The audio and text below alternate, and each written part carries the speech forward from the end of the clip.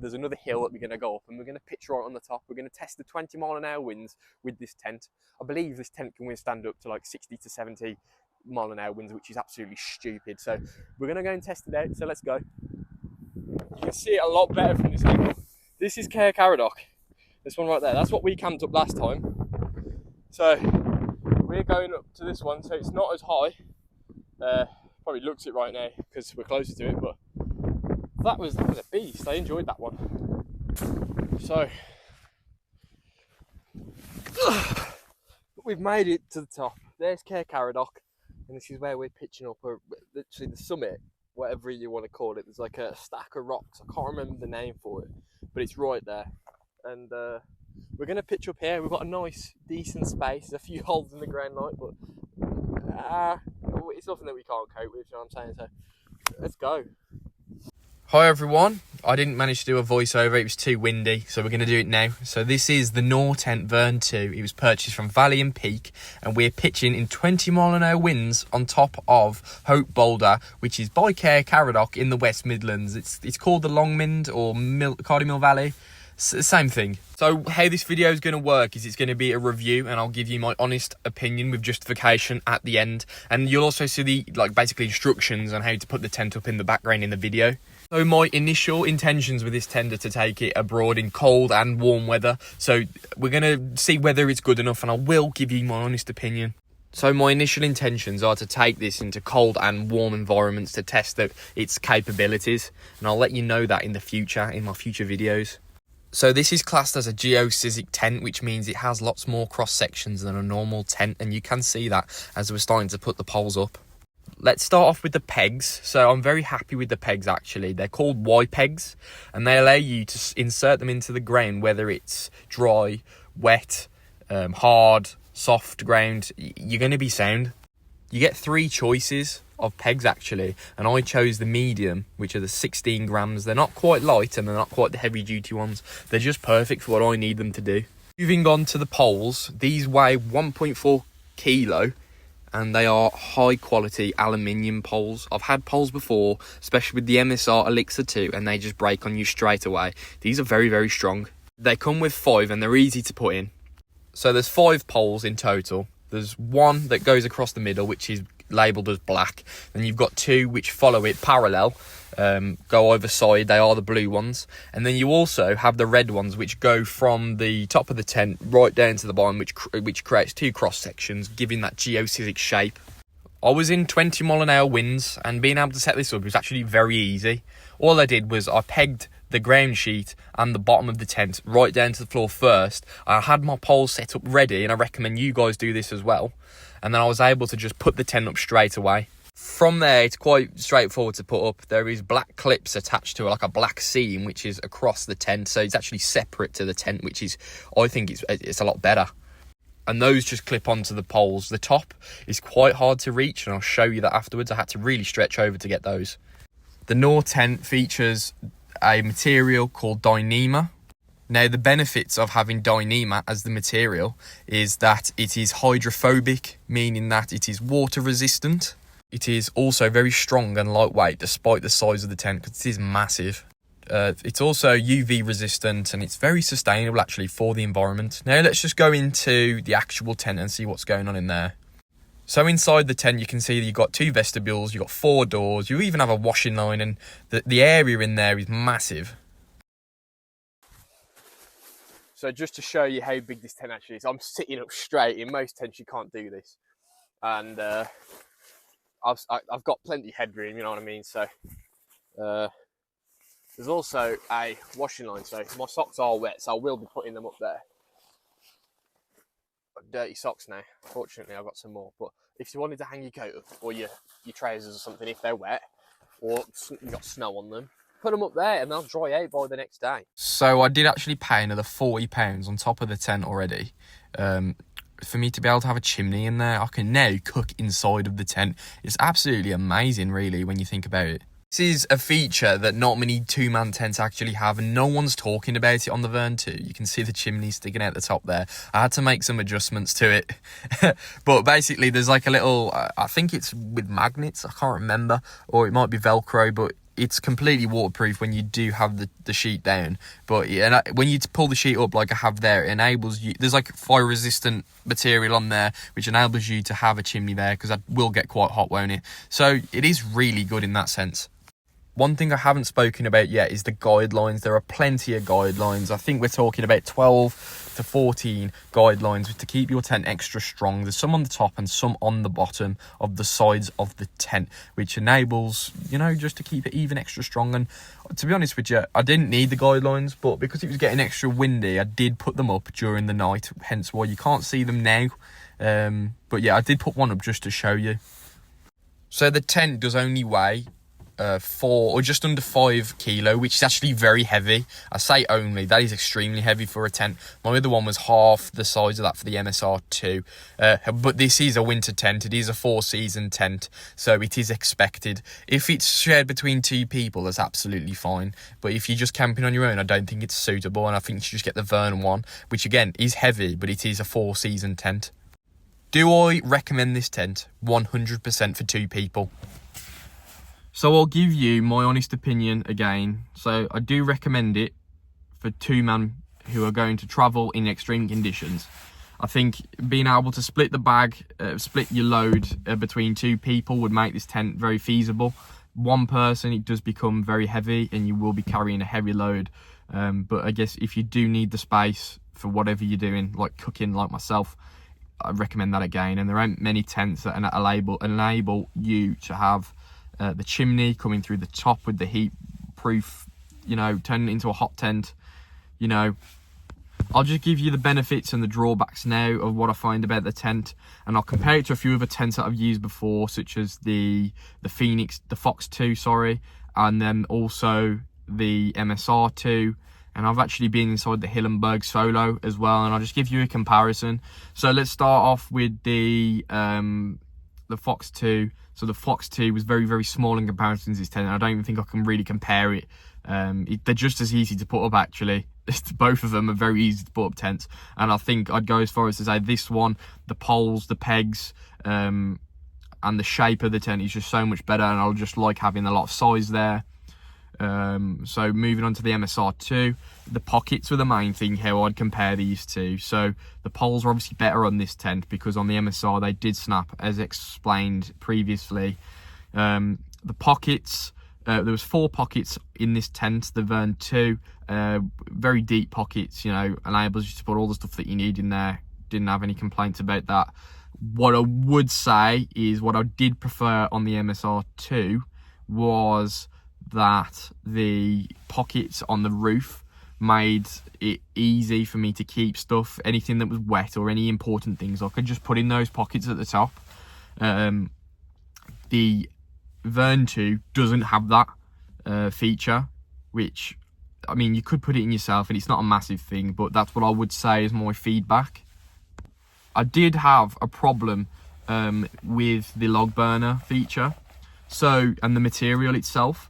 So when I did use the log burner inside, there was a small time when I was trying to put wood in, and what actually escaped was a bit of ash and a bit of ember, and it came out of the tent and hit the side, and it's put a hole in the material because the material is fire resistant, but it's not fireproof, and now there's a hole in there. Fortunately, the waterproofing the waterproofing thing that is on the Dyneema hasn't broken, and it will break if there was more ember to go in that same area, which is very unlikely. So I am now with a holeless tent, unfortunately.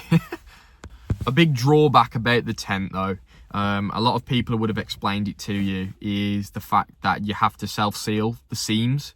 So the seams are manufactured in a way where they're sewed, or however they're manufactured.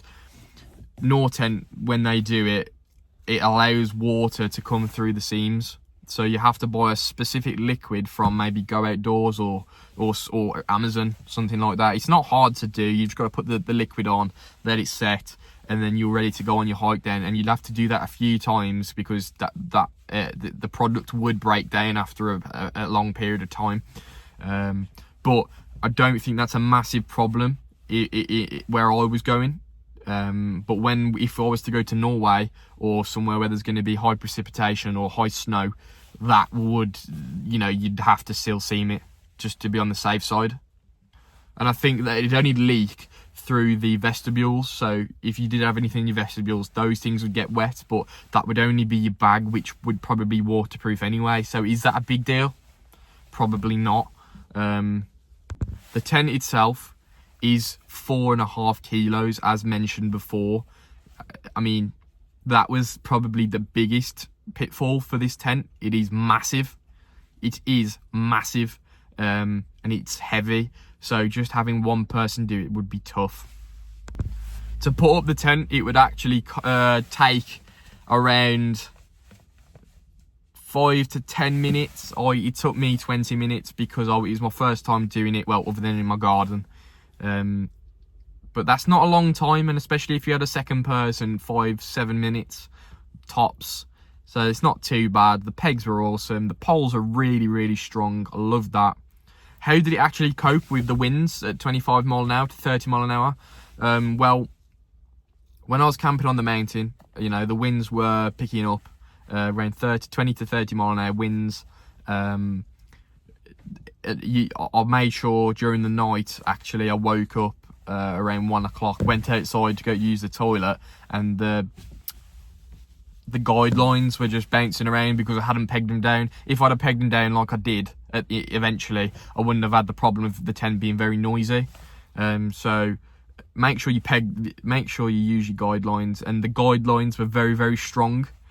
Can't fault that whatsoever. They even have they have it on the Hillenberg Solo and the other Hillenberg tents as well, and the other Nortents actually do have it. There is like a little strap that you can tie around the pole. It is shown in the video how I do it, and then you pull that down, and then you peg down the guidelines there, which gives you an extra strong pole. To be fair, the guidelines were faultless, in all fairness. They were very, very good, and they even have something when you want to put the tent away. There's like a drawstring as well, which you can just tie you can put around the knot that you'll have created to put the guidelines back to where they were, the ties. That was really, really helpful actually as well, and they were quite easy to pull out. Very good. One thing I did find, there was a lot of spiders coming into the vestibule and the top, just in the middle of the tent. Obviously it's not a problem because that's what's going to happen in tents.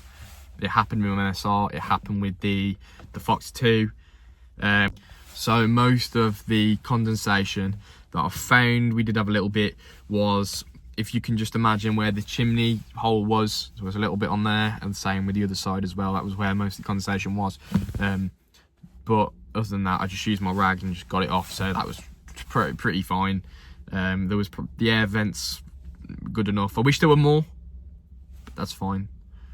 There was only 2, I believe, which are quite low down, and condensation goes to the top of the tent rather than through those air vents. But I guess the air vents aren't necessarily there to get rid of that condensation. It's just there to keep the airflow through the tent. Would I recommend the tent? Absolutely. To a single person, it's debatable. I think it depends what you want to do with it. If you want to take it to the places like I do, 2-man tent, and you want a 2-man tent just in case, it's perfect. If you're looking for a light hike, you'd probably go for a Durston Mid 1 or a Durston Low. But the Nortent, the quality of it, you can definitely see the quality for the money. It just depends exactly what you want to do in a hike. Comparing it to its main competitors, the Hillenberg, obviously the best tent on the market for the price, better value, because a Hillenberg's around £1,500 for the same tent. Obviously the material on the Hillenberg, the red tags and the black tags, they're a lot more expensive and they're a lot more durable, but for half of the price you're getting a tent which is nearly just as good. You can't complain about that. Absolutely brilliant. And the place that I bought it from was Valley and Peak, which is the UK distributor for the Nortent. They are from Norway. That's why the Norway flag on there. So it needed to be shipped over. It's for the, because, well, Valley and Peak stock them, but they don't stock the being able to put in your chimney. That feature of it on the tent is not stocked in the UK, so you have to go and message them separately and say, listen, I'll pay for the tent with the money, but I want to have that in as well. And they told me it was going to take around 5 days for it to come, not just the next day delivery. And it's with DPD as well. DPD are very reliable, but it did end up taking 2.5 weeks to come. It's not Valley and Peak's fault. It got stuck at customs, and that's not their fault. It was just unlucky, really.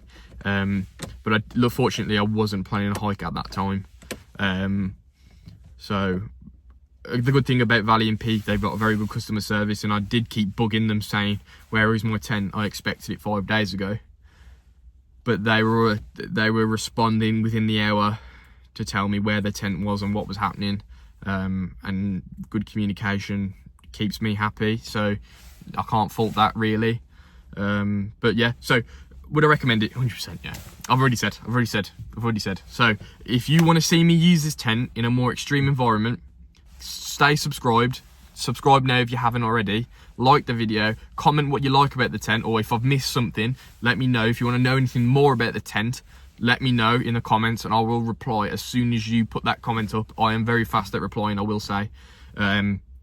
So yeah, this video is purely here so I can refer back to it, and for anyone that, you know, wants to have a review of this tent and wants to see that, because they are quite popular, this video is up for you guys as well. But when I'm going on my hikes, I'm going to be referring to this video, so you guys have watched it already, you know, you're ahead of the game. Those who haven't, then, well, you're watching a very good video, very in-depth video, gives you as much information as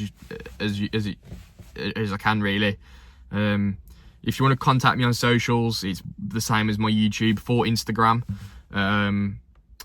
And if you want to get on a hike, we can get in contact, all that kind of stuff. I'll go all over the UK. I've got plans at Christmas to go to Scotland in the snow and test the tent to its limits, and I'll give you a better review in those at Christmas time. But I guess thank you all for watching. Make sure you subscribe, and we're out.